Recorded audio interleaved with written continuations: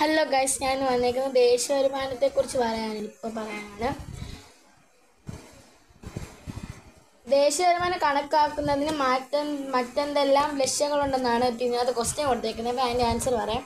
സമ്പദ്ഘടനയിലെ വിവിധ മേഖലകളുടെ സംഭാവന വിലയിരുത്തുന്നതിന് ഒന്നാമത്തെ പോയിന്റ് അതാണ്. രണ്ടാമത്തെ പോയിന്റ് സമ്പത്ത് വ്യവസ്ഥ നേരിടുന്ന പ്രശ്നങ്ങൾ പഠിക്കുന്നതിന്. മൂന്നാമത്തെ പോയിന്റ് വിവിധ പദ്ധതികൾ ആസൂത്രണം ചെയ്യാനും നടപ്പിലാക്കാൻ സർക്കാരിനെ സഹായിക്കുന്നതിന്. നാലാമത്തെ പോയിന്റ് ഉൽപാദനം, വിതരണം, ഉപഭോഗം തുടങ്ങിയ സാമ്പത്തിക പ്രവർത്തനങ്ങളുടെ പരിമിതികളും മേന്മകളും കണ്ടെത്തുന്നതിന്. നാലാമത്തെ പോയിന്റാണ് കിട്ടുന്നത്. ഇനി ഞാൻ പറയാൻ പോകുന്നത് മൊത്ത ദേശീയ ഉൽപ്പന്നമാണ്.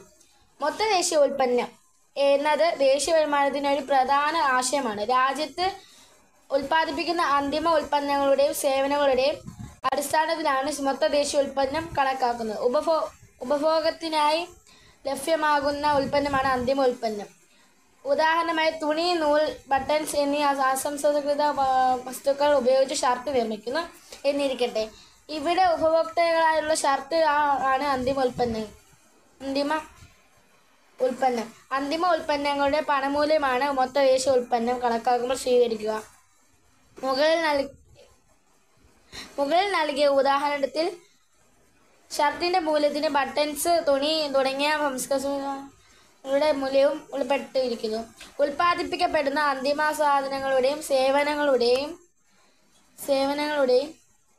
പണമൂല്യം ആണ് മൊത്ത ദേശീയ ഉൽപ്പന്നം.